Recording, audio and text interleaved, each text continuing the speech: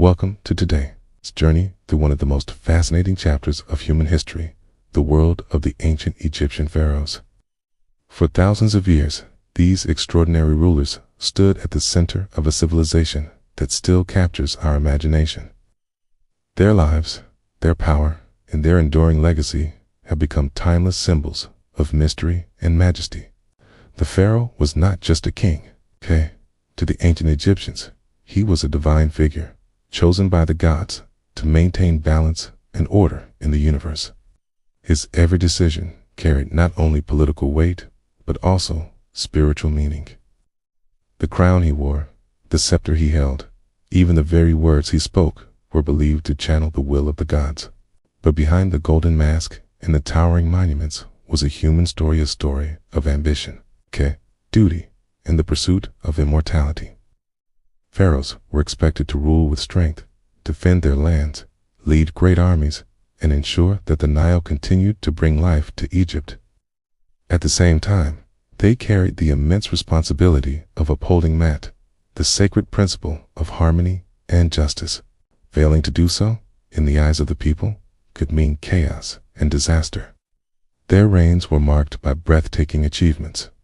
They commissioned temples that touched the heavens and pyramids that still rise against the desert sky thousands of years later. Each stone was more than just architecture, it was a declaration of divine authority and eternal life.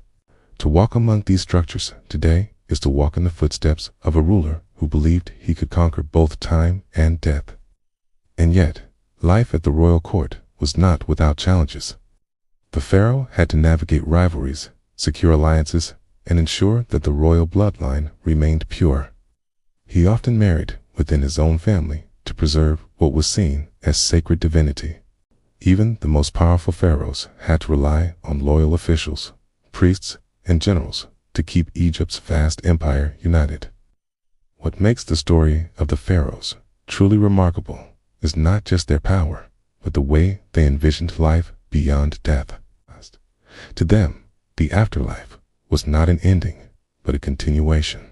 Lavish tombs filled with treasures, sacred texts like the Book of the Dead, and elaborate burial rituals all reveal a deep belief in immortality. For a pharaoh, ruling Egypt was only the beginning. Ruling for eternity among the gods was the ultimate goal. As we explore this world together, we'll uncover the secrets of their lives, their triumphs, and their struggles. We'll step inside their temples, walk through their tombs, and piece together the story of how mortal kings became eternal legends. If you enjoy history that brings the past to life, make sure to support this channel by liking the video and subscribing for more journeys into ancient civilizations. Every interaction helps us continue to share stories that connect us with humanity's greatest achievements. So, get ready. The sands of time are waiting to reveal their secrets. To truly understand the extraordinary world of ancient Egypt, one must step into the mind of the people who lived under the rule of the pharaohs. For to them, the pharaoh was far more than a mortal sovereign. He was a living embodiment of divine will, a sacred being chosen not simply to govern the land, but to stand as the earthly reflection of the gods themselves, a bridge between the realm of humanity and the eternal heavens. It is within this dual identity, half ruler of men, half incarnation of divinity, that the immense power and unshakable aura of the pharaoh was born, shaping every aspect of Egyptian society in ways that still leave us in awe today. Imagine standing in the bustling heart of Thebes or Memphis, watching the pharaoh appear before his people adorned in shimmering regalia, wearing a crown that symbolized his dominion over Upper and Lower Egypt, carrying the crook and flail that reminded all who gazed upon him of his role as shepherd of his people and guardian of their future. To the farmers who depended on the flooding of the Nile, to the soldiers who marched beneath the burning desert sun, and to the priests who guarded the mysteries of the temples, the pharaoh was not merely a man issuing decrees, but the vital presence of the divine on earth, the one whose very existence ensured that the balance of the cosmos, what the Egyptians called Ma, had remained intact. This belief gave the pharaoh a kind of power that went beyond the authority of law or the might of armies. His words were not just commands to be followed, but sacred truths. His victories in war were seen not only as triumphs of strategy, but as proof of favor from the gods, and his failures, rare though they may have been, threatened to plunge the kingdom into chaos if the people began to suspect that the link between heaven and earth had weakened. To rule as a pharaoh, therefore, was to live under a constant weight of expectation, carrying upon one's shoulders the belief that the health of the land, the abundance of the harvest, the rising of the sun, and even the eternal cycle of life and death all depended on the strength of this sacred bond. Yet what makes this vision even more captivating is the way the Pharaoh himself embraced such a destiny, for he did not shy away from the divine role thrust upon him, but instead used it to inspire loyalty, to unite vast territories, and to justify the grand monuments that bore his name. The temples carved in his honor were not mere places of worship, but living symbols of his divine essence, and the colossal statues that watched over the cities were reminders that his presence stretched far beyond the limitations of human flesh. In every stone inscription, in every ritual procession, the Pharaoh's identity as both a political leader and a god on earth was reaffirmed, creating a reality in which no clear line existed between the human and the divine. For the ancient Egyptians, the Pharaoh's role extended far beyond the throne and the palace walls, for he was regarded as the essential link that bound the mortal world to the divine, a living channel through which the will of the gods could be expressed and the needs of the people could be heard. Every prayer whispered in the dim light of temple halls, every offering placed upon altars, and every ritual performed under the sacred sky ultimately reached the ears of the gods, only because the Pharaoh stood as the bridge between heaven and earth, embodying both the vulnerability of humanity and the majesty of the eternal. In moments of great celebration, when the Nile flooded and brought fertile soil to the land, the people saw the hand of their ruler guiding the cycle of creation, ensuring that the blessings of the gods flowed unbroken. In times of hardship, when harvests failed or enemies threatened the borders, it was to the Pharaoh that the people looked, believing that only through his favor with the gods could balance be restored, storms be calmed, and chaos driven back into the shadows.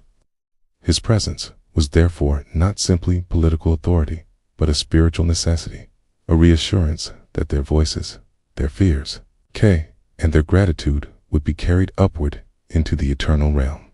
The rituals that affirmed this sacred position were elaborate and filled with meaning. Processions wound through temple courtyards as priests intoned hymns. Incense filled the air with the scent of sanctity. And at the heart of it all, the Pharaoh appeared, not as a man of flesh and blood, but as a divine figure who stood at the threshold of two worlds, accepting the offerings of his people with one hand and presenting them to the gods with the other. In those moments, the boundary between the human and the divine dissolved, and the Pharaoh became a living assurance that the covenant between Egypt and the gods remained unbroken. Even beyond the rituals, this role was carved into the very fabric of the land. The walls of temples bore images of the Pharaoh standing before deities, offering gifts, receiving blessings, and engaging in eternal dialogue with forces far greater than mortal comprehension. These images were not created merely for decoration, but as visual reminders to the people that their ruler was in constant communion with powers unseen, interceding on their behalf so that the sun would rise each morning, the Nile would continue its life-giving flood, and the fragile order of the world would endure. In this way, the Pharaoh was not just a king, but the indispensable mediator between a vulnerable humanity and the timeless gods who shaped the destiny of Egypt. Yet this sacred role was only one part of the Pharaoh's immense responsibility. For to be the intermediary of the gods also meant to wield earthly power in its fullest and most absolute form, shaping every corner of society with authority that extended from the temples where priests whispered ancient hymns to the dusty fields where farmers bent over their crops, and to the distant battlefronts where soldiers marched beneath banners emblazoned with divine symbols. The pharaoh was not a ruler bound by the same limitations as ordinary kings, for in his hands rested not only the scepter of political rule, but also the mantle of spiritual leadership, the scales of justice and the sword of military command, making him at once priest, judge, and general in a realm where no sphere of life could be separated from his influence. The laws of Egypt were not the product of councils or assemblies, nor the outcome of negotiations between competing factions. They were the will of the pharaoh himself, declared with authority, believed to be rooted in divine order, and once spoken, they became as immovable as the stones of the pyramids. These decrees shaped trade, determined taxes, defined punishments, and even dictated how communities might worship. For religion was never independent of the crown, but was bound to the person of the pharaoh, whose very existence was thought to sustain the connection between gods and people. Priests might perform rituals, but they did so under the authority of the ruler who granted meaning to their ceremonies, reminding all who served the temples that even within those sacred walls, the voice of the pharaoh reigned supreme. Beyond the temples and the courts, the reach of his power extended to the battlefield, where the pharaoh was not content to send armies into danger from the safety of palaces, but was often expected to ride at the front of the formation, clad in armor of gold and bronze, carrying the divine emblems that reminded his soldiers that they fought not merely for land or treasure, but for the stability of the world itself. Victory in war was never interpreted as a matter of strategy alone. It was proof that the gods favored Egypt and, by extension, favored the pharaoh who led it, while defeat could cast doubt upon the ruler's legitimacy, shaking the very foundation of his divine image. To command armies was therefore not just a matter of securing borders, but of preserving the illusion of invincibility. For a single misstep on the battlefield could ripple through the kingdom as both a military setback and a spiritual crisis. Thus, in every aspect of Egyptian life, whether in worship, in law, or in war, the pharaoh's hand was present, guiding, commanding, and reminding his people that his power was not simply granted by human agreement, but inscribed into the fabric of existence by the gods themselves. It was a position of glory and honor, yet also of unrelenting burden. For to falter in any one of these domains was to risk the delicate balance upon which Egypt depended, a balance that could mean the difference between prosperity and ruin for an entire civilization. Among all the immense powers and sacred responsibilities entrusted to the pharaoh, there was one duty that overshadowed every other, a responsibility so profound that it defined the very purpose of kingship in ancient Egypt, and that was the obligation to uphold Mat, the principle of divine order, truth, balance, and justice that the Egyptians believed held the universe together.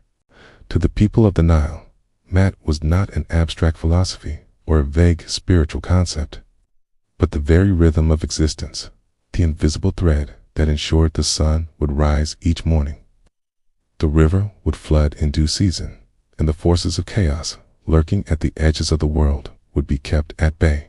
And at the center of this eternal balance stood the pharaoh whose life was dedicated to ensuring that Mat was never broken, for if it was, the consequences would ripple across the land in famine, unrest, and the unraveling of this sacred harmony between the human and the divine. The pharaoh's actions, decisions, and even his demeanor were constantly measured against this principle. For the people believed that he was not simply a ruler, but the guarantor of order itself. When he passed judgments, he was not merely deciding between two individuals, but reinforcing the idea that fairness and justice flowed from the throne, aligning human affairs with cosmic truth. When he presided over rituals and offerings, he was not engaging in pageantry for its own sake, but ensuring that the gods remained satisfied, so that the heavens, the earth, and the underworld stayed in their rightful places, neither colliding nor collapsing into disorder. Even the Nile, with its life-giving floods, was seen as responding to the strength of Mat, upheld by the ruler. If the river failed, suspicion arose that the pharaoh's bond with the gods had weakened, threatening all life along its banks. To maintain Maat required more than laws or rituals. It required the Pharaoh himself to embody the principle in his very being. His words were to be measured and wise, his actions deliberate and just, his presence reassuring yet commanding, for the slightest sign of weakness or corruption could be interpreted as a crack in the cosmic balance. This was why the ruler was often depicted offering the figure of Ma at herself to the gods in temple reliefs, symbolizing not only his personal devotion, but also his promise that the kingdom was anchored in truth, balance, and harmony. It was a reminder, both to the divine and to the people, that Egypt's stability rested upon the shoulders of one man, who carried the weight of the universe as much as he carried the crown. Thus, to be Pharaoh was to live under a constant and sacred pressure, where every decision, every ritual, and every victory or defeat was inseparable from the greater task of keeping Maat intact. It was not enough to conquer enemies or to build monuments. The true measure of kingship lay in the ability to preserve harmony in a world forever threatened by chaos. And it was this eternal struggle that made the office of Pharaoh both the most exalted honor and the heaviest burden imaginable. In addition to guarding the fragile thread of Maat through ritual judgment and warfare, the Pharaoh also expressed his divine authority in ways that transformed the very landscape of Egypt, for he was not only the protector of balance, but also the great builder. His vision shaped monuments that would endure for millennia. Across the banks of the Nile rose vast temples that seemed less like human creations than extensions of the sacred order itself.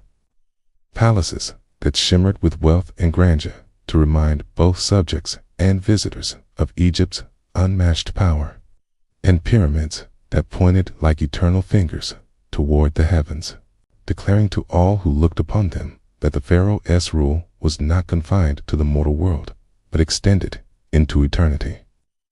These construction projects were not matters of vanity or mere expressions of wealth. They were acts of devotion, instruments of political power, and symbols of cosmic stability. When the Pharaoh ordered a temple to rise from the desert sands, it was more than stone and labored was a promise that the gods would continue to dwell among the people, that rituals would never cease, and that Egypt's spiritual lifeline remained unbroken. When palaces were expanded, filled with columns carved like papyrus stalks, and walls painted with images of triumph and abundance, they were not just residences for a ruler, but living statements of the kingdom's prosperity under his guidance. And when pyramids took shape, those colossal tombs that still dominate the horizon, they became not only resting places for kings, but eternal beacons of divine kingship, visible reminders that the Pharaoh had secured his place among the stars, while leaving behind a legacy rooted firmly in the soil of Egypt. The sheer scale of these projects revealed the extent of the Pharaoh's power, for such feats required not only vision, but the ability to command tens of thousands of laborers, artisans, and scribes to mobilize resources from across the kingdom and to sustain decades of planning and execution with unyielding authority. The organization required to quarry stone, transport it along the Nile, carve intricate reliefs, and assemble towering structures with such precision was itself a testament to the ruler's ability to transform divine will into physical reality. Each monument, whether grand or modest, was a physical manifestation of the Pharaoh's central role as guardian of Maat, anchoring order through architecture that outlasted the generations who built it. To walk through the shadowed halls of Karnak or Luxor, to stand before the towering statues of Ramses at Abu Simbel, or to gaze upon the eternal silhouettes of the pyramids at Giza, is to step into the very vision the Pharaohs sought to leave behind. In Egypt, where stone became scripture, architecture became theology, and the memory of their reign became inseparable from the sacred order they were sworn to preserve. These monuments were not built for pride alone. They were designed to ensure that the Pharaoh's voice would echo across eternity, long after his mortal body had joined the gods, reminding every soul that passed through Egypt, its valleys and deserts, that once there had lived a ruler who commanded both men and gods to shape the earth itself into a reflection of divine order. While these monumental works of stone and artistry might at first appear to be achievements of practical necessity, temples to host rituals, palaces to house royalty, and pyramids to guard the dead, the truth is that every block placed, every column raised, and every statue carved was infused with layers of meaning far deeper than mere utility. For in Egypt, the act of building itself was considered a sacred offering to the gods and a resounding declaration of the Pharaoh's unmatched authority. To the people of the Nile, the construction of a temple was not just an architectural triumph, but a gesture of devotion, a living prayer sculpted in limestone and granite, each wall inscribed with hymns and images designed to ensure that the divine would remain present in the land. In this way, every project became a bridge between the earthly and the eternal, ensuring that the gods were honored and that their blessings would continue to flow into Egypt's fields, homes, and lives. At the same time, these structures were powerful political instruments, silent yet commanding voices that spoke directly to the hearts of those who gazed upon them. A towering obelisk gleaming in the sun did not need words to remind the people of the Pharaoh's divine mandate. Sprawling palace filled with courtyards and painted chambers did not need speeches to demonstrate wealth and dominion. And a pyramid rising out of the desert required no proclamation to declare the ruler as eternal presence. For their sheer scale and endurance were enough to humble enemies and inspire loyalty among subjects. The people who lived in the shadow of such monuments understood instinctively that only a sovereign touched by the gods could marshal the power and will to reshape the very face of the earth in this way, and thus these buildings became more than stone. They became embodiments of the ruler's divine legitimacy. Moreover, the religious and political roles of these constructions were inseparable, for the gods themselves were believed to witness these offerings, to see in the grandeur of a temple or the majesty of a palace not just human skill, but the Pharaoh's devotion to maintaining the balance that held the cosmos together.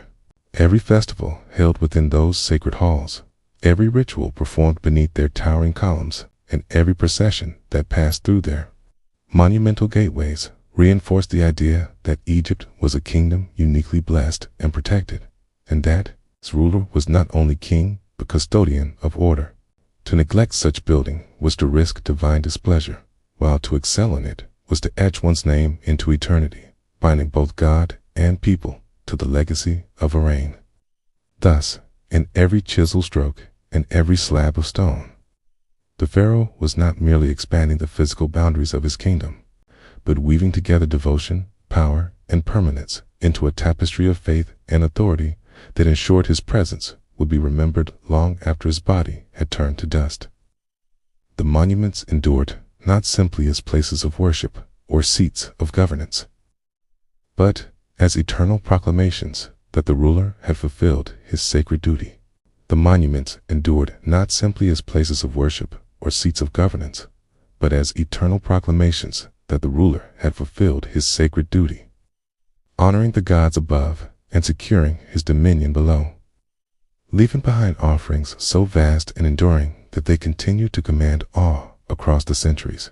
Beyond the monuments that towered over the land and the temples that echoed with sacred chants, there existed another layer of symbolism through which the Pharaoh projected his divine role. Here, in this lay in the regalia that adorned his body, objects that were far more than mere ornaments or accessories of royalty. For each item was charged with profound meaning, carefully designed to embody the essence of kingship itself. The crowns, the crook, and the flail were not chosen for their appearance alone. They were sacred emblems carried through the ages, each one reminding the people that the ruler stood as both mortal, sovereign, and living deity, holding together the fragile fabric of Egypt through divine sanction and earthly command. The crowns themselves carried messages as vast as the kingdom they ruled. For there was not just one crown, but many, each worn at specific times to represent different aspects of authority. The white crown of Upper Egypt, tall and elegant, Ki, signified dominion over the southern lands, while the red crown of Lower Egypt, flat and flaring, symbolized control over the fertile northern delta. When the two were combined into the double crown, the pharaoh appeared not merely as the ruler of two separate realms, but as the unifier of the entire kingdom, a living emblem of Egypt's unity, ensuring that the two lands were bound together under a single divine will. Yet crowns were only part of the regalia, for in the pharaoh's hands often rested two of the most iconic symbols of power, the crook and the flail. The crook, curved like a shepherd's staff, was a reminder that the ruler's duty was not only to command, but to guide, to shepherd his people with care and protection, ensuring that their lives remained ordered and prosperous beneath his rule. The flail, with its strands fanning outward, carried a more formidable meaning, representing the pharaoh's authority to discipline, to demand labor, and to command obedience, for leadership required both nurturing and strength, held together across the ruler's chest. These objects formed an image that every Egyptian would have recognized immediately, the embodiment of kingship, where compassion and power were joined into one inseparable force. Even the clothing, jewelry, and ceremonial beards worn by the pharaoh were infused with symbolism, crafted not merely for splendor, but to signal divine legitimacy.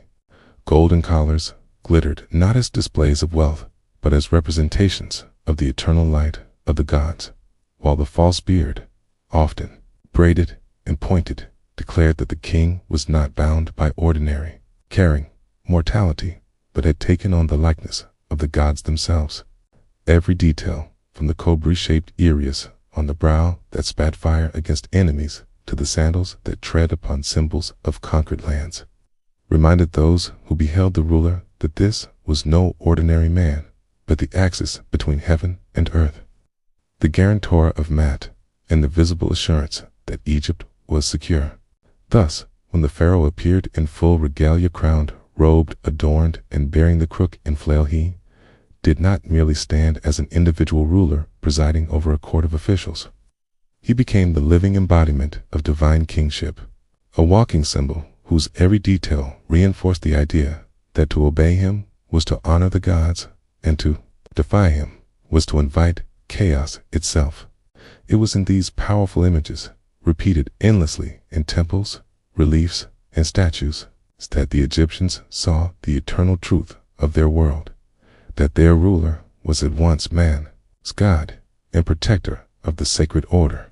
If the crowns, the crook, the flail, and the glittering ornaments of kingship made the pharaoh a living image of divine authority in the eyes of his people, then the grand ceremonies and religious festivals that he commanded served to transform that image into a collective experience, shared by the entire kingdom, for these gatherings were not mere spectacles or moments of pageantry, but sacred events where the presence of the gods was believed to descend into the mortal realm and affirm the ruler's place as the chosen intermediary. Festivals in ancient Egypt were woven into the rhythm of the year, each one linked to cosmic cycles, agricultural abundance, and the eternal balance of Mat, and at the heart of them all stood the pharaoh, whose role was not to participate as a distant observer, but to preside as the very bridge between divinity and humanity. When the people crowded the avenues of Thebes or Memphis to witness the great processions, they were not simply watching their ruler pass before them in splendid regalia. They were beholding a sacred drama in which the pharaoh enacted the role of divine protector, leading the gods out of their temples, carried in gilded boats upon the shoulders of priests, so that the entire city could bask in their blessings. The air would fill with music from sistrums and drums, the scent of incense would drift through the streets, and offerings of food, drink, and flowers would pile high in honor of the deities, while the people themselves cheered, sang hymns, and celebrated, convinced that through these ceremonies their land was renewed, their harvests ensured, their lives secured beneath the gaze of the divine. These festivals also reinforced the authority of the pharaoh, in ways both subtle and profound. To stand before the people surrounded by priests, nobles, and sacred statues was to demonstrate that he was not merely supported by human power, but upheld by the gods themselves. Each ritual gesture, the pouring of libations, the burning of incense, the offering of met to the gods, was both a religious act and a political declaration, reminding all who watched that the cosmic balance depended on his reign. The festivals of Opet in Thebes, for example, or the beautiful Feast of the Valley, were not just occasions for joy and celebration, but moments where the legitimacy of the Pharaoh was renewed in the minds and hearts of his subjects, binding them to him not through fear, but through shared faith in the eternal cycle of order. The grandeur of these ceremonies could not be underestimated, for they combined the most awe-inspiring elements of performance, religion, and statecraft into a single, seamless display of divine kingship. Statues of gods, draped in gold and jewels, glimmered in the sunlight. Barges, decorated with bright sails, glided upon the Nile, and the ruler, himself radiant in sacred attire, moved at the center of it all, the very embodiment of a universe in harmony. For the people, these were not empty rituals, but living proof that their Pharaoh was chosen by the gods to safeguard their future. And for the Pharaoh, opportunities to display not only his devotion, but his unshakable role as the axis upon which Egypt's water turned. Thus, through these vast festivals, Egypt's rulers ensured that their divine image was not confined to the silent walls of temples or the still stone of monuments, but came alive in the hearts of their people, reaffirmed year after year in songs, processions, and sacred rites, binding God, king, and kingdom together in a bond as enduring as the Nile itself. Just as the grand festivals and sacred rites were designed to affirm the Pharaoh's link to the divine before the eyes of the people, so too were the private bonds of marriage and family life, shaped by the same unshakable belief that the ruler's blood carried within it the essence of godhood, a sacred inheritance that had to be carefully preserved across generations. Unlike ordinary unions, which were often guided by affection, alliance, or necessity, royal marriages were matters of destiny, arranged with the weight of cosmic order in mind, for it was believed that the purity of the divine bloodline ensured not only the legitimacy of the throne, but also the continued blessing of the gods upon the land of Egypt. This belief gave rise to practices that might seem unusual to modern eyes, but were considered essential in the ancient world, notably the tradition of royal siblings or close relatives marrying one another. Such unions were not born of simple custom or preference, but of deep religious conviction. For to keep the bloodline within the family was to ensure that the divine spark passed down through the generations remained undiluted, a sacred flame that could not be entrusted to outsiders. In the minds of the Egyptians, the Pharaoh and his queen were not merely man and woman, but reflections of the gods themselves, their union, a reenactment of the eternal bonds between deities like Osiris and Isis, whose love and power symbolized fertility, rebirth, and the continuity of life. Through these marriages, the royal family became both a political institution and a sacred vessel, carrying forward the divine authority that justified the ruler's command over Egypt. The queen herself, often bearing the titles of great royal wife, or even depicted as a goddess in her own right, played a vital role in reinforcing this aura of sacred legitimacy. For her presence beside the Pharaoh was a living reminder that kingship was not merely inherited through earthly succession, but sanctified by heavenly approval. Together, their partnership embodied both the male and female aspects of divine power, ensuring that the Pharaoh's reign was seen as complete, balanced, and blessed by the gods. Even the children born of these unions were viewed through this lens, their very existence regarded as proof that the gods continued to dwell within the royal household. Each son and daughter carried the weight of expectation, destined either to inherit the throne or to serve in temples, courts, and priesthoods that supported the sacred mission of the crown. Thus, The continuity of the divine bloodline was not simply a family matter, but a national concern. For the stability of Egypt itself was thought to depend on the unbroken flow of sacred lineage, binding one generation of pharaohs to the next in a chain as enduring as the monuments they raised. In this way, marriage within the royal family was not viewed as a restriction, but as a privilege and a duty, a ritual act as essential as the festivals. The offerings and the building of temples for it protected the sacred inheritance that placed the pharaoh above ordinary men and ensured that Egypt's ruler would forever remain both human king and divine guardian. It was yet another reminder that in every aspect of life, from public ceremony to private union, the pharaoh lived not as an individual, but as the embodiment of cosmic order, with even his most personal choices woven into the grand tapestry of Mat. Yet, the royal household was never limited to a single marriage alone. For the world of the pharaoh was one of immense complexity, where the bonds of family, politics, and divinity intertwined. And as such, the ruler's life was often surrounded by many wives, secondary consorts, and concubines, each chosen not only for beauty or companionship, but for the influence their presence might bring to the throne. These women were drawn from noble lineages, priestly families, or foreign courts, their unions serving as tools of diplomacy and instruments of alliance. For to join the Pharaoh's household was to weave one's destiny into the very heart of Egypt itself. Yet, among them all, one woman always rose above the rest, bearing the exalted title of Great Royal Wife, and it was she who stood beside the Pharaoh as his principal partner, his most visible queen, and the foremost tenement of feminine divine power within the kingdom. The Great Royal Wife was more than a spouse in name. She was the earthly mirror of the goddess Isis, the consort who balanced the pharaoh's authority with her own aura of sacred legitimacy. In temple reliefs and grand festivals, she often appeared alongside the ruler, participating in rituals that reinforced the unity of male and female divine energies, reminding all who watched that Egypt's prosperity depended not only upon the might of its king, but upon the harmony of his union with his queen.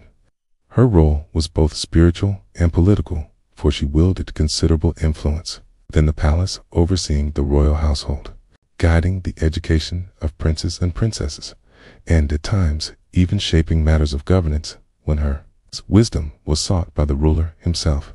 Meanwhile, the presence of multiple wives and concubines filled the palace with layers of intrigue, ambition, and subtle rivalry. For while many of these women lived lives of luxury within the inner courts, their importance often depended on the sons they bore and the alliances they represented.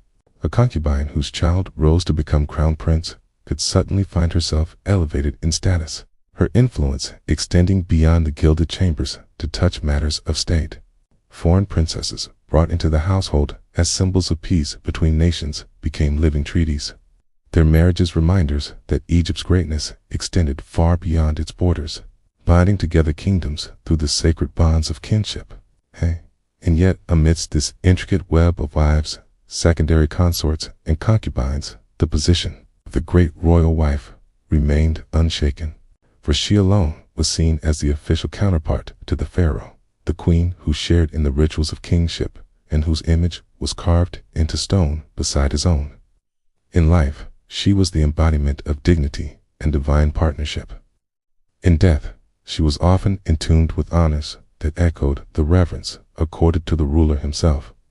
The Egyptians understood that while the pharaoh bore the crown, the presence of his great royal wife was essential to complete the image of cosmic balance, for without her, the sacred household of the gods on earth would remain incomplete.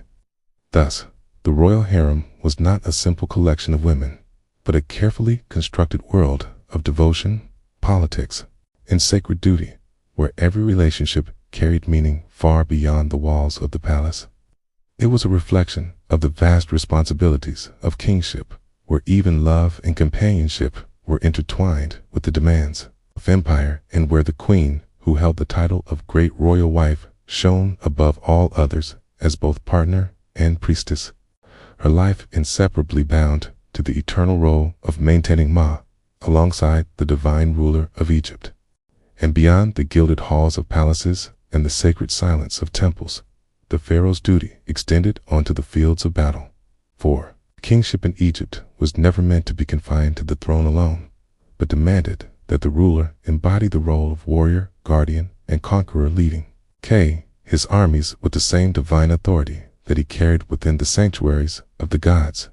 The vast deserts and shifting borders of the Nile Valley meant that Egypt was always vulnerable to threats from beyond raiders sweeping in from the sands, ambitious rulers seeking fertile land, or rival kingdoms eyeing Egypt's wealth with envy. And it fell upon the pharaoh to march at the head of his warriors, his chariot wheels rattling like thunder, his standard raised high, as a visible promise to his people that the gods themselves rode beside him into the clash of steel and the roar of battle. Military campaigns were not merely acts of defense. They were woven into the very fabric of kingship, seen as sacred missions to preserve order against the forces of chaos. When a pharaoh pushed beyond Egypt's borders into Nubia, Libya, or the Levant, he was not only securing territory and trade routes, but also proving to his subjects that divine favor still rested upon him. For victories on the battlefield were read as omens of cosmic harmony, signs that Mat prevailed. The campaigns themselves were carefully recorded upon temple walls, immortalizing the ruler, smite in stone, so that generations yet unborn could look upon scenes of their sovereign smiting enemies, seizing cities, and bringing captives in long processions before the shrines of the gods. To stand victorious in such campaigns was to affirm not only personal glory, but the continued prosperity of the two lands, binding the fate of the kingdom to the valor of its living God. Yet the life of a warrior king was never simple grandeur, for these expeditions demanded planning, logistics, and the coordination of thousands of soldiers, charioteers, and laborers who followed the pharaoh into distant lands. Behind the glinting image of a ruler striking down foreign kings lay the reality of supply lines stretching through harsh terrain, alliances with local leaders that had to be forged or broken, and a constant risk that a single misstep could turn triumph into disaster. The pharaoh's presence in the thick of battle was both a symbol of courage and a necessity, for to hide behind generals would be to undermine the very image of divine strength that secured loyalty at home. The victories won on these campaigns brought spoils of war gold, cattle, exotic animals, and skilled artisans' treasures that filled the storerooms of temples and adorned the monuments of the gods, transforming conquest into offerings of gratitude. Prisoners of war were paraded in festivals, a reminder to the people that their ruler had tamed chaos beyond the Nile's horizon, turning enemies into servants of Egypt. And every victory, every boundary pushed outward was more than a territorial gain, was a reassertion of Egypt's destiny to stand at the center of the known world. Its pharaoh, both the shield and the spear, guarding what lay within while reaching boldly for what lay beyond. And when the dust of battle finally settled and the cries of war faded into silence, what remained was not only the spoils of conquest, but the shaping of a narrative that would echo for centuries. For every victory won beneath the pharaoh's banner was elevated far beyond the ordinary realm of human triumph and proclaimed as a divine achievement, a moment in which the gods themselves had revealed their favor through the strength of their chosen ruler.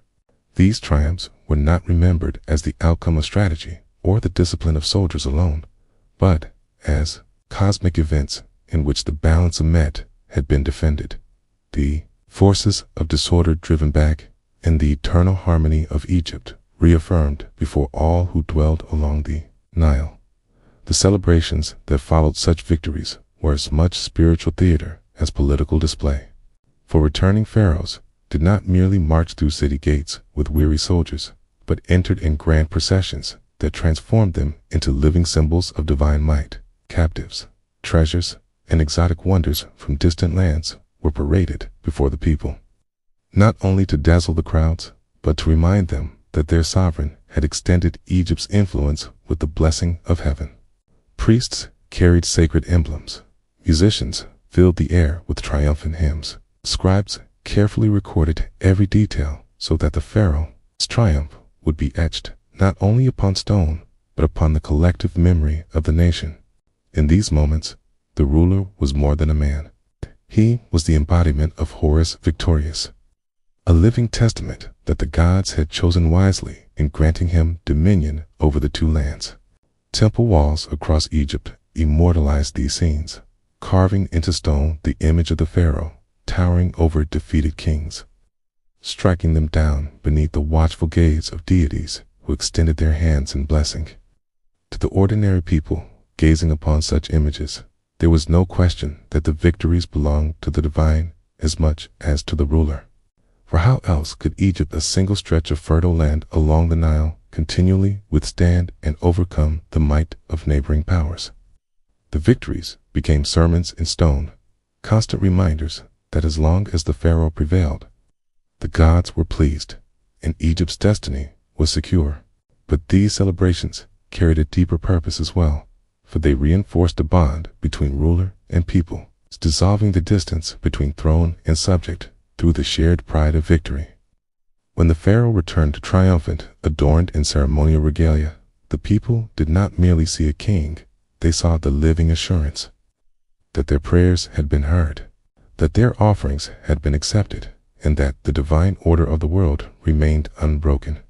The joy of these occasions was collective, a blending of political reassurance and religious faith, ensuring that the ruler's authority was not only respected, but sanctified by the very powers that governed the cosmos.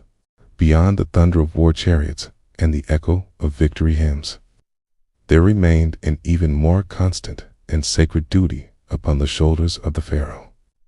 For his role was not only to defend Egypt with the sword, but to nourish it with the blessings of nature.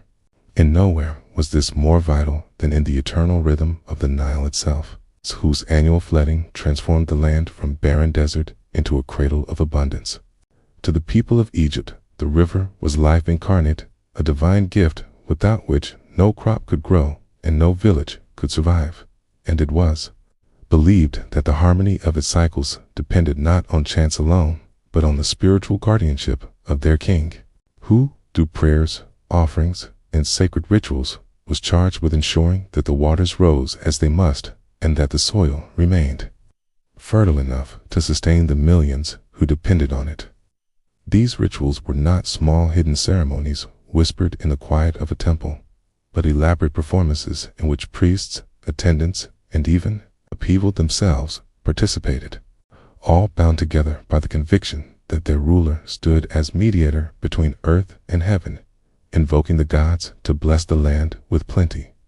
The Pharaoh, robed in ceremonial attire, would pour libations, offer incense, and recite words meant to bind the forces of nature into harmony, while sacred symbols were carried in procession to remind all present that the prosperity of Egypt flowed directly from the divine bond between king and cosmos.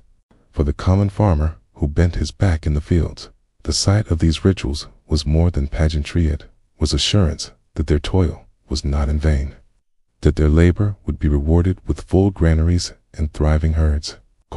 For the ruler himself had stood before the gods to plead for their well-being. The success or failure of the Nile's flood was thus inseparably linked to the image of the Pharaoh, for if the waters came to low, whispers arose that the ruler had lost divine favor, and if they came to high, drowning fields and sweeping away villages, it was taken as a sign of imbalance between king and gods. This sacred responsibility carried a weight as heavy as any crown, for the Pharaoh was not judged only by victories in battle or monuments of stone, but by the simple, everyday abundance of bread upon the people's tables. To preside over fertile fields was to embody the role of Horus as protector, and Osiris as sustainer, a living assurance that Egypt's cycle of life would continue unbroken from one year to the next. And so, within the rituals of agriculture and fertility, The grandeur of kingship met the intimate needs of daily life, for while armies marched abroad and temples rose toward the heavens, it was the steady heartbeat of the Nile and the fertility of its floodplains that truly defined Egypt's survival.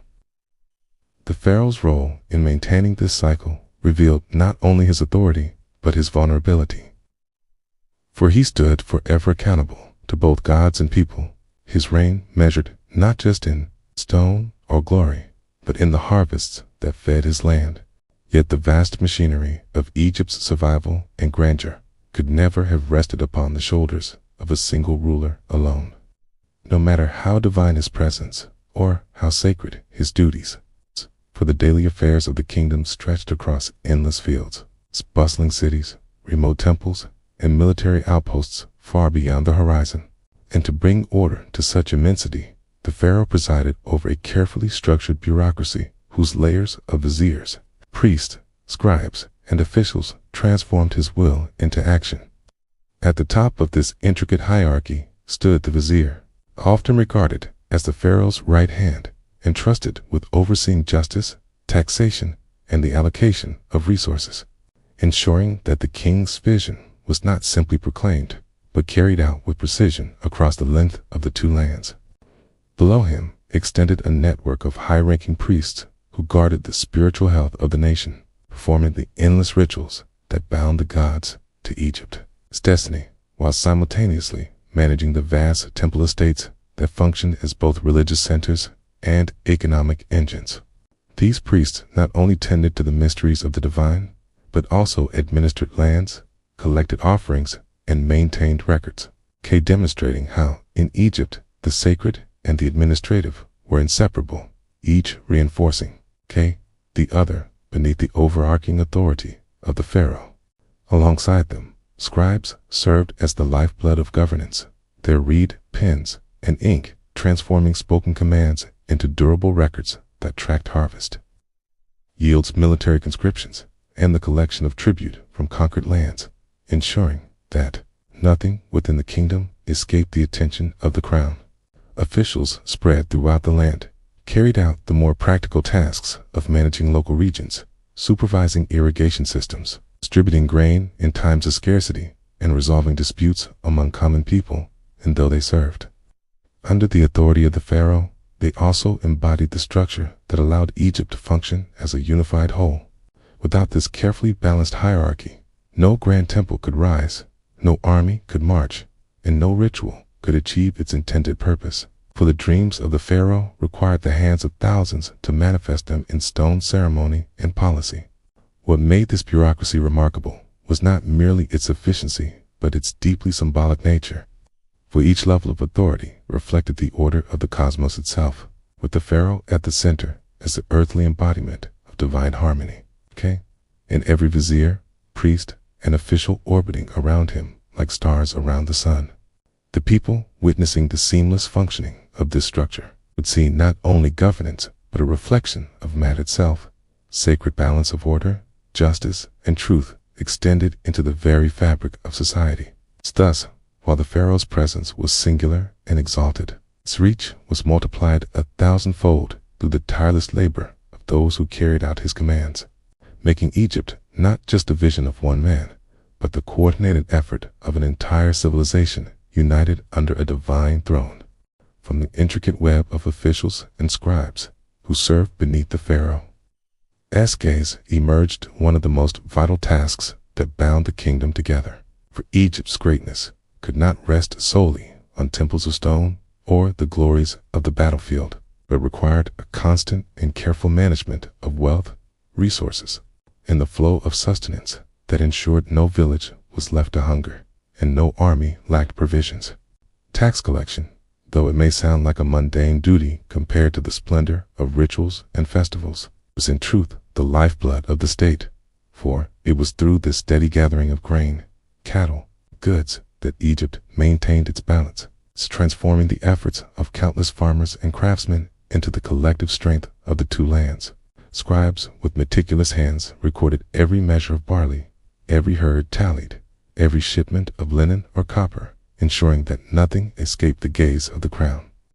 These records were not merely numbers on papyrus, but the very framework upon which Egypt's stability rested. For from them came the ability to store surplus grain against the threat of famine, to finance the construction of temples and palaces, to equip soldiers with weapons and chariots, and to reward officials who carried the weight of governance across the land. The Nile's flood might bring fertility, but it was the careful distribution of its bounty that allowed Egypt to thrive in harmony rather than descend into chaos. Granaries rose as monumental as fortresses filled with the harvests of the land, symbols of security and divine order, while overseers ensured that in times of scarcity, grain could be released to sustain the people, a gesture that reminded them that their Pharaoh was not only a conqueror of enemies, but also the guardian of their daily bread.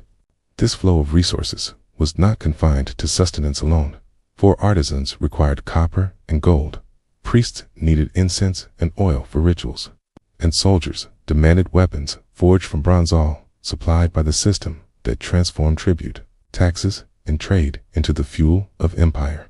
The fairness and precision of this distribution were seen as reflections of Mat itself, for just as the gods maintained balance in the heavens, so too was the Pharaoh expected to ensure that wealth and resources were managed in a way that preserved order on earth.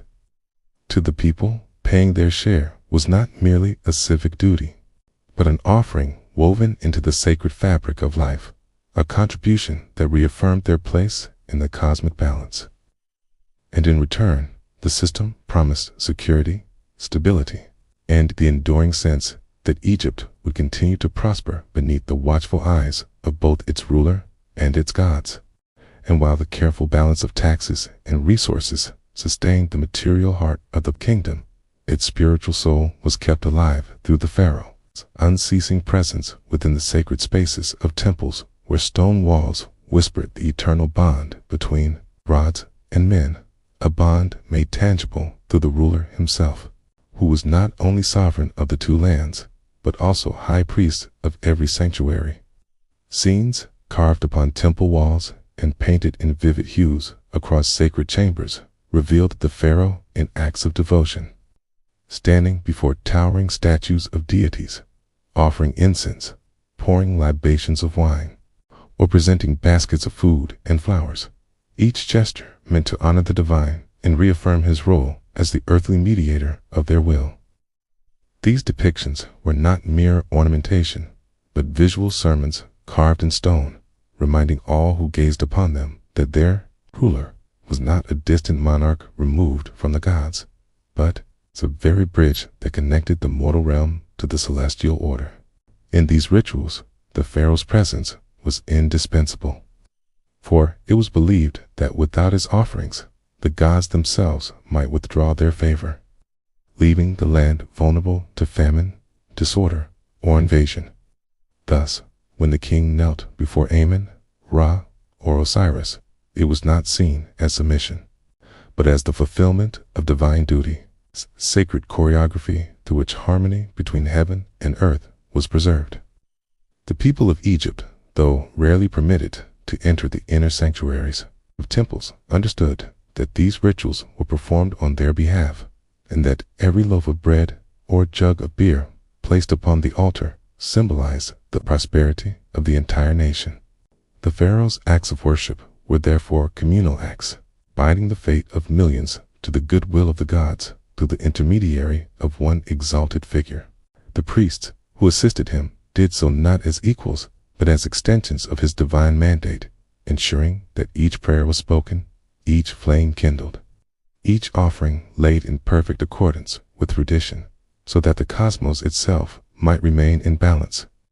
Even beyond the ceremonies themselves, the imagery of the Pharaoh, worshiping gods, filled every corner of public life, from colossal temple pylons to tiny amulets carried by ordinary citizens, reinforcing the message that the ruler's authority was not simply political, but profoundly sacred. To see the Pharaoh bow before the gods was to witness a ritual older than memory itself, a cycle renewed generation after generation, proof that Egypt's leader was chosen not merely to command armies or gather tribute, but to stand at the threshold of the divine, showing that the blessings of heaven continued to flow down the Nile and across the fertile fields of the two lands.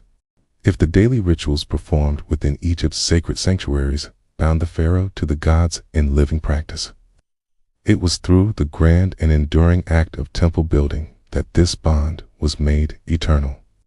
For to raise columns of stone toward the heavens and to carve sanctuaries deep into the earth was to honor the divine with permanence and at the same time to etch the ruler's own name into the very fabric of eternity. Each temple commissioned under a pharaoh's reign was more than a place of worship. It was a monument to cosmic order, a declaration that the ruler had not only upheld during his lifetime, but had also given future generations a gateway through which to commune with the gods. The construction of these temples was itself a sacred offering, for every block of limestone or granite hauled from distant quarries, every carving chiseled into walls, and every statue raised in the image of a god or goddess was a labor consecrated to the eternal covenant between heaven and earth. When the pharaoh ordered such projects, it was not presented as vanity or ambition, but as an act of piety, a visible and lasting demonstration that his reign was aligned with divine will. In dedicating a temple to Amen at Karnak, to Ra at Heliopolis, or to Hathor at Dendora, a pharaoh affirmed that the gods were not only honored in ritual, but housed in stone, given sanctuaries that reflected their majesty and reminded the people that their sovereign was chosen to serve both divine and mortal realms. Yet woven into this sacred devotion was also the desire for remembrance, for while the gods were eternal, human kingship was fleeting, and every pharaoh understood that one day his body would rest in the tomb, while his name and deeds lived on only through what he left behind. By sponsoring temples of unparalleled beauty and scale, rulers ensured that their legacy would not fade with time, but would stand as part of the eternal skyline of Egypt, carved into memory as much as into stone. Visitors approaching such temples centuries later would still see the pharaoh's name inscribed alongside that of the gods, a partnership immortalized in hieroglyphs that proclaimed his devotion, his authority, and his role as the chosen steward of the divine order. The people in turn saw these towering structures not only as houses for their gods, but as reflections of the greatness of their ruler, who, through such monumental devotion, proved himself worthy of reverence in life and remembrance after death. In this way, temple building became the most powerful blend of piety and politics, ensuring that while the gods were venerated, the pharaoh too achieved a kind of immortality, his presence preserved in sanctuaries that continued to resonate with prayers long after his reign had passed.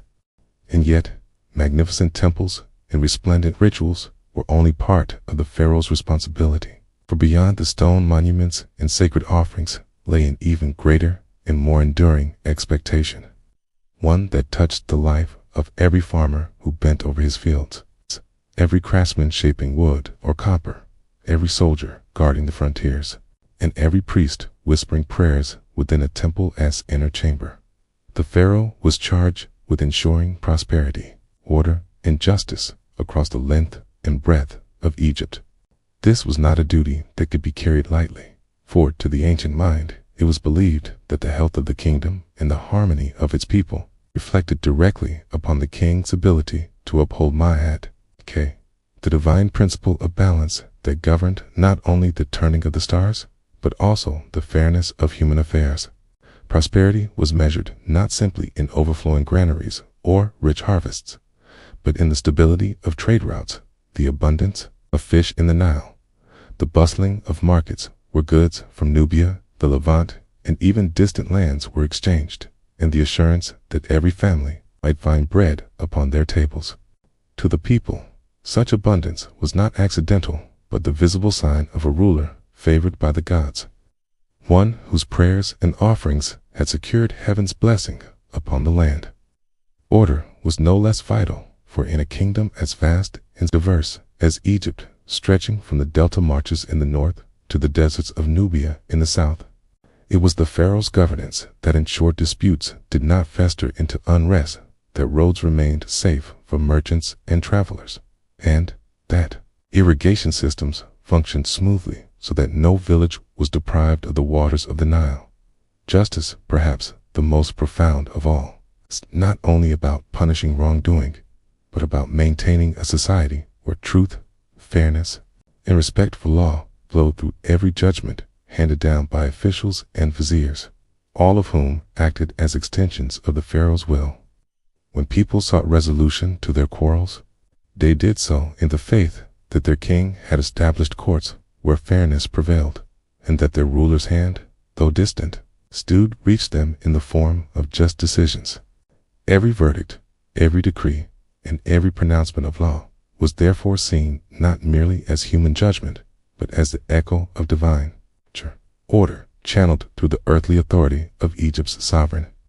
In this way, prosperity, order, and justice became the three great pillars of kingship, inseparable from one another and essential to the survival of Egypt itself. The pharaoh's success in balancing them determined not only his reputation among the living, but also his destiny in the afterlife. For a ruler who failed in these duties would be judged harshly by the gods, while one who upheld them was remembered as a true embodiment of Met. Thus, the king's role was never confined to ceremony or conquest alone, which the daily, tireless guardianship of harmony in all its forms, a responsibility as vast as the desert sky and as enduring as the Nile's eternal flow.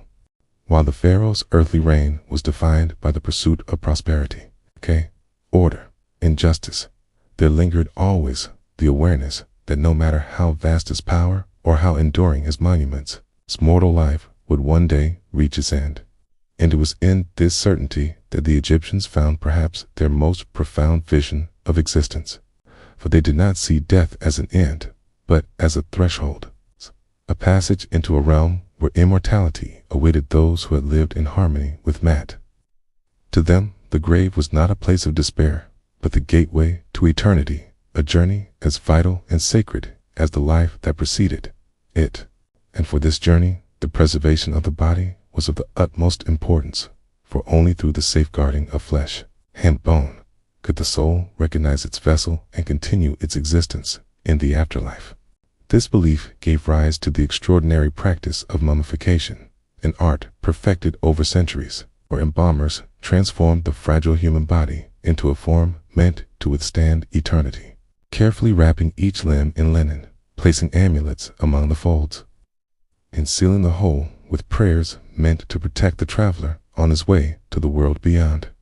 To leave the body to decay would have meant severing the soul from its anchor, condemning it to wander without rest, and so the preservation of the physical form was not an indulgence of kingship alone, but a spiritual necessity, ensuring that the pharaoh might rise again to take his place among the gods. The people who witnessed these rites understood them not as mere rituals of death, but as affirmations of life eternal, for in preserving the body, they preserved the hope that existence continued beyond the horizon of mortal sight. Temples and tombs became bridges between worlds, adorned with carvings and inscriptions that spoke of journeys through the underworld, encounters with divine judges, and the promise of eternal fields where the righteous might dwell forever.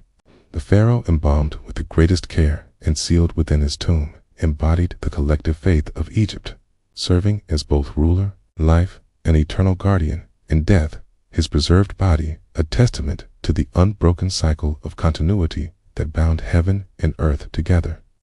Thus, the transition from life to death was not feared as a loss, but revered as a transformation. And the care given to the pharaoh's body reflected the belief that his reign did not end with his final breath, but continued in another realm, where his duty to uphold Ma had endured, and his presence among the gods ensured the eternal protection of his people. Death, then, was never the enemy of life in Egypt, but its necessary counterpart, the threshold through which kings and commoners alike might step into the boundless promise of immortality.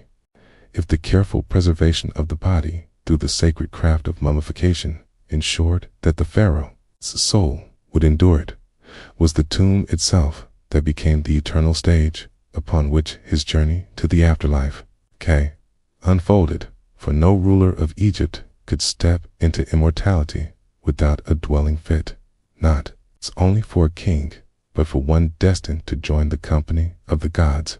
These tombs were not conceived as mere places of burial, but as vast and intricate houses of eternity, carefully designed to serve as both fortress and sanctuary, filled with treasures and symbols meant to provide the pharaoh with everything he might require in the unending voyage beyond death.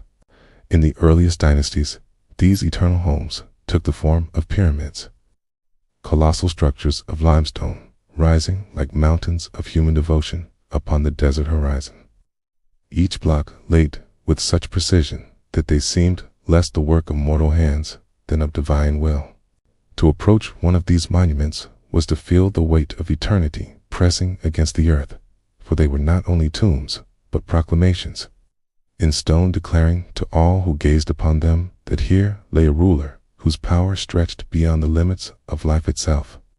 Later, in the Valley of the Kings, the resting places of the pharaohs shifted beneath the earth, hidden within cliffs and winding passageways, painted with celestial maps and sacred texts, as if the very rock of the desert had been transformed into a canvas for eternity. Within those chambers, every wall shimmered with scenes of the pharaoh's journey sailing across the sky, with Ra standing before Osiris in judgment, or walking through fields of reeds where the righteous would dwell forever. Yet, no matter the form, pyramid, or valley tomb, what united them all was the wealth and devotion poured into their creation, for treasures of gold, alabaster, lapis lazuli, and countless other offerings were placed within, each one chosen not for earthly vanity, but to equip the pharaoh for life everlasting. Furniture, chariots, jewelry, clothing, food, and even games were arranged with meticulous care, ensuring that the king would lack nothing in the world beyond. Sacred amulets were tucked among the wrappings of his body, while statues of servants, carved in lifelike detail, stood ready to perform labor for him in eternity. To the ancient Egyptians, these provisions were not extravagance, but necessity, the sacred tools of a voyage that every soul must undertake, magnified 1,000-fold in the case of their divine ruler. The sheer splendor of these tombs spoke not only of reverence for the dead, but also of the unshakable faith that death was a beginning rather than an end, and that the Pharaoh's reign did not cease with burial, but continued in a realm beyond sight, where his enduring presence safeguarded the people who had once bowed before him.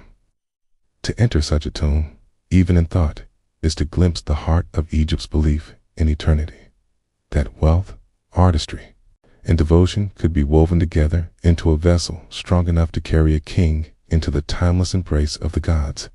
But beyond the treasures, the statues, and the dazzling ornaments of gold, perhaps the most vital gift placed within the tomb was not a jewel or a weapon, but words carefully inked onto papyrus scrolls or painted upon the walls, words of power, protection, and passage. For these sacred texts formed what we now call the Book of the Dead, though to the ancient Egyptians it was not thought of as a single book, but rather a collection of spells, prayers, and instructions written over centuries, a divine manual meant to serve as a lantern for the Pharaoh's soul, as it navigated the perilous realms of the afterlife. To imagine the Pharaoh stepping beyond death is to picture him entering a vast and shadowed landscape, a place where gates of fire, rivers of darkness, and monstrous guardians stood between him and eternal peace. And it was here, in this realm of uncertainty, that the Book of the Dead became his constant companion, whispering the words he must speak at the right time, teaching him the gestures he must perform, and equipping him with the knowledge to outwit the serpents, crocodiles, and demons who sought to bar his path. Each spell was like a key, unlocking a gate or silencing an enemy, and without them, even the mightiest ruler would be as vulnerable as the humblest farmer crossing into death. One of the most striking moments described in these texts is the weighing of the heart before Osiris, Lord of the underworld, where the soul of the departed stood, as the gods placed his heart upon a scale balanced against the feather of Ma, at the symbol of truth and divine order. Should the heart prove heavy with falsehood or sin, it would be devoured by Amit, the fearsome devourer of the dead, and the soul would be lost forever. Yet the Book of the Dead armed the Pharaoh with spells that allowed him to declare his innocence, to speak the negative confessions, proclaiming before the gods that he had not stolen, he had not murdered, he had not spoken lies, and thus to prove himself worthy of continuing the journey toward the field of reeds, that eternal paradise of abundance where the righteous lived forever. For the Egyptians, these words were more than ritual. They were living power, for to speak a spell was to reshape reality, and to inscribe it upon the walls of a tomb was to ensure that even if the scrolls were lost or the voice of the Pharaoh silenced, the very stones themselves would call out on his behalf. The Book of the Dead was at once a travel guide, a weapon, and a shield, turning the terrifying unknown of the afterlife into a landscape that, while still perilous, could be navigated with knowledge and faith. Through these sacred texts, the Pharaoh was not left to wander blindly into death's shadow, but rather stepped forth as one armed with wisdom older than the pyramids, guided by the eternal belief that with the right words, the right rituals, and the right devotion, he could pass through darkness into light and claim his place among the immortal gods of Egypt.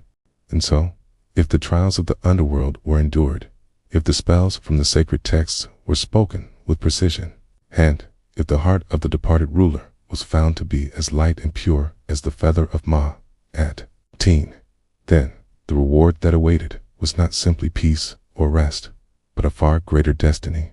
For the Pharaoh who triumphed over death did not fade into silence, but instead ascended to dwell among the eternal gods themselves, becoming not merely a memory, but a living force in the divine order.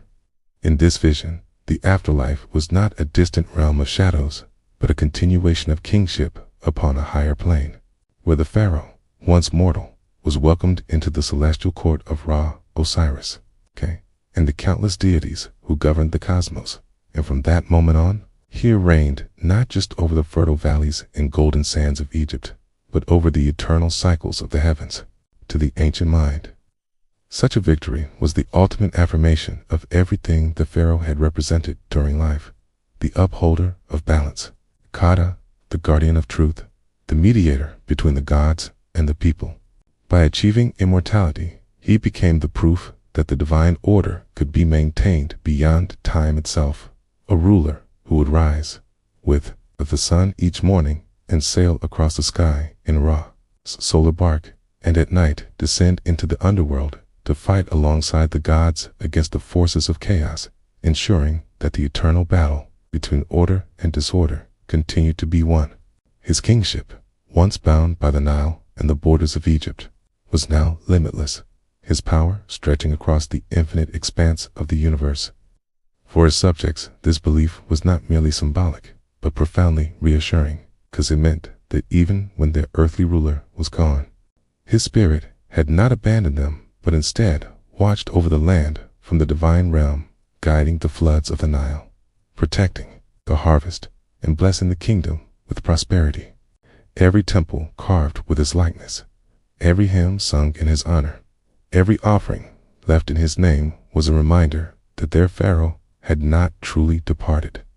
He had transcended mortality and continued to rule in everlasting majesty.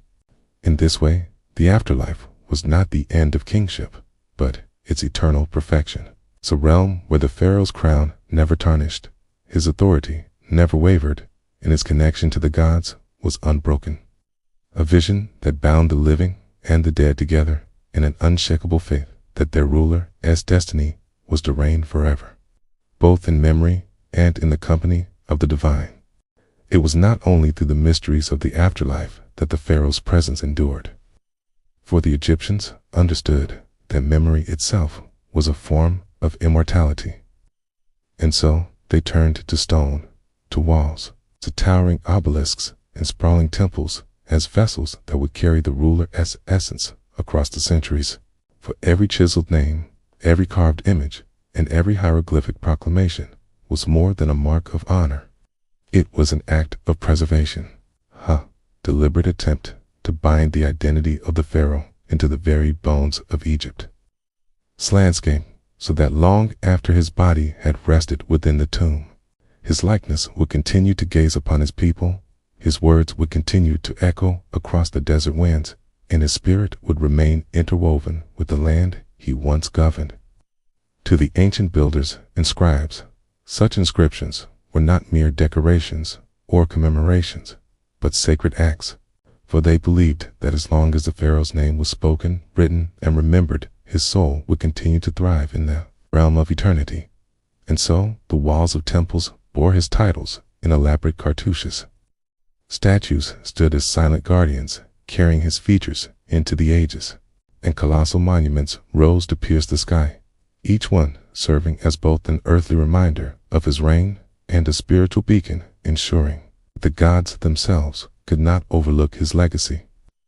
In this way, stone and script became guardians of memory, unyielding to time and disaster, holding fast against sand, flood, and storms so that the presence of the ruler could remain unbroken.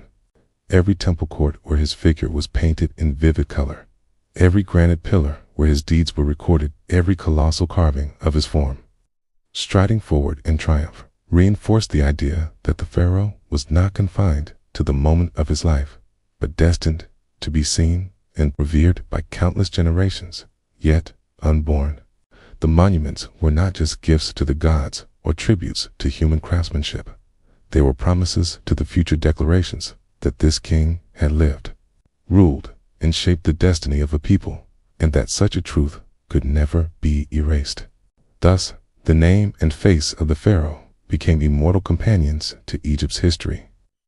Rising from the stone deserts, glowing in the light of the sun, and whispering through the shadows of the temples, forever ensuring that the ruler who once held the weight of the kingdom would never be forgotten. For to inscribe was to remember, and to remember was to grant eternity. And yet, beyond the stone-carved likenesses and the sacred inscriptions that ensured their memory would not fade, the influence of the pharaohs stretched far deeper, weaving itself into the very foundations of Egyptian life. For their rule was not confined to palaces and temples alone, but spilled outward into the way people prayed, the way laws were written, and even the way society understood its place in the cosmos. The legacy of these divine rulers did not end with their earthly reigns for long. After their voices were silenced, the structures they had shaped, whether cultural, religious, or political, continued to define the rhythm of Egypt for centuries, like the steady pulse of the Nile that nourished the land. The festivals they established, the rituals they performed, and the doctrines they enforced became traditions carried forward by priests, scribes, and common folk alike, embedding their vision of order and devotion into the lifeblood of the nation. Even the concept of kingship itself, the idea that a single figure could embody divine will and earthly authority, became the cornerstone of Egyptian governance, shaping how successors were viewed, how power was transferred, and how the people understood their relationship to both the throne and the gods. It was a system that endured dynasties and upheavals precisely because it had been built not just on might or conquest, but on a belief that the pharaoh stood the very center of existence, a living link between the human and the eternal. Religion, too, bore the unmistakable imprint of their influence. For the pantheon of gods was often interpreted through the lens of pharaonic authority, and the myths of creation, judgment, and resurrection found echoes in the way pharaohs ruled and were remembered. Temples became not only sanctuaries of worship, but living testaments to the ideals of kingship, their walls reflecting both divine stories and royal achievements, so that culture and faith could no longer be separated from the presence of the pharaoh who had commissioned them. Even centuries later, when dynasties shifted and new rulers rose, the framework established by their predecessors remained unshaken. For the belief in divine kingship had become so deeply rooted in the Egyptian mind that it shaped every aspect of governance, From the writing of laws to the collection of taxes, from the organization of armies to the maintenance of justice, their legacy was not simply remembered, it was lived, breathed, and repeated by countless generations, each one inheriting the vision of a world where pharaohs stood as the eternal guardians of order and prosperity. Even as the sands of time buried temples, as dynasties gave way to foreign rulers, and as the once mighty kingdom gradually faded into memory, the aura of Egypt's pharaohs did not vanish, but instead grew into something almost mythical, for their names monuments, and stories began to capture the imagination not only of their descendants, but of the entire world. To modern historians, archaeologists, and dreamers alike, the pharaohs are not distant relics of an age long gone, but enduring symbols of human ambition, power, and creativity, figures whose reign continues to radiate a grandeur that refuses to dim. The massive stone pyramids, the sprawling temple complexes, the enigmatic hieroglyphs carved with such precision, damsent, all of these stand as a challenge to our understanding, inviting endless questions about how such wonders were achieved and why they were made with such devotion to eternity. Each discovery pulled from the desert sands, whether it be a golden ask, a scroll of sacred text, or the perfectly preserved tomb of a long-forgotten ruler, feels like a whisper across millennia, reminding us that the pharaohs once walked the earth with authority so absolute and vision so vast that even time itself has struggled to erase their legacy.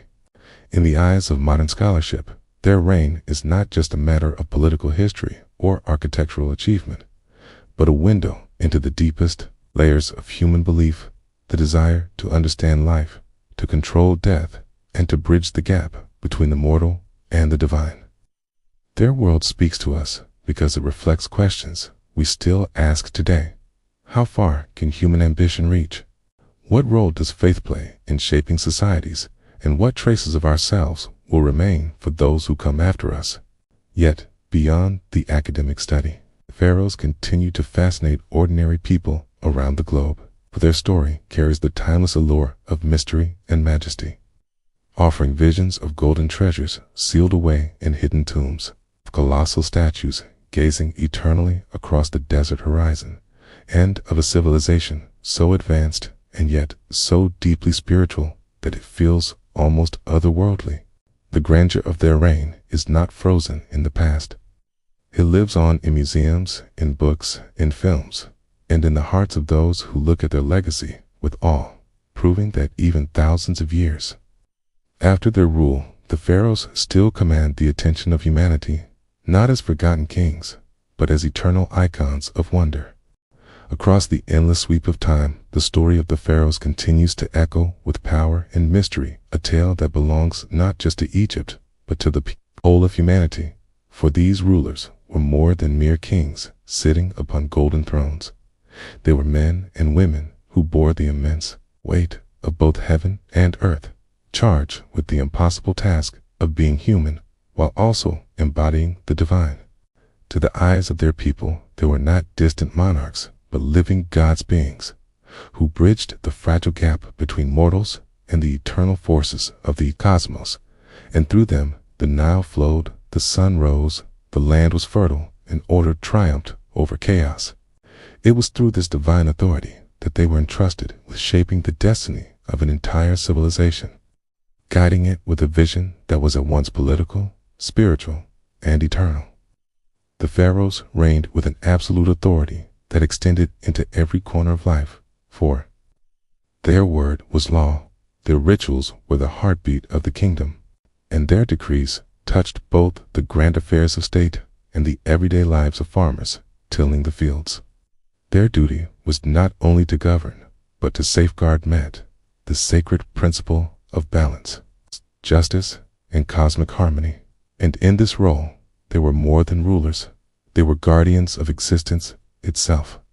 It was this divine responsibility that justified their endless construction projects for every temple they raised, every palace they commanded, every pyramid envisioned was a monument not only to their reign, but also to the gods who entrusted them with power. These immense works of stone, carved and aligned with the stars, were both offerings and declarations, physical reminders that their authority was eternal, their presence unshakable. The symbols, they wore the crowns of Upper and Lower Egypt. The crook and flail held firmly in hand were not merely ornaments of kingship, but living emblems of their dual role as protectors and providers. To the people, these regalia proclaimed that their ruler carried both strength and compassion, both discipline and care, embodying every quality needed to hold a vast kingdom together. Through magnificent festivals and ceremonies, the pharaohs reinforced this sacred image, for when thousands gathered in temple courtyards, when hymns rose into the sky, and when incense curled in the air, the boundary between God and ruler blurred, and Egypt itself seemed to exist within that sacred union. Even in their private lives, the pharaohs were bound by the weight of divinity marrying within their own family to preserve the sanctity of divine bloodlines, surrounding themselves with wives and consorts, each chosen for both political and spiritual significance, while the great royal wife stood beside them as a partner in both ritual and authority. Beyond the palace walls, the pharaoh's duty extended to the battlefield. Their leadership was displayed in campaigns that expanded borders, protected the land, and brought glory to Egypt. Victories were not celebrated as human triumphs, but as proof that the gods favored their chosen ruler. That order had once again been defended against chaos. Yet power was not measured by conquest alone.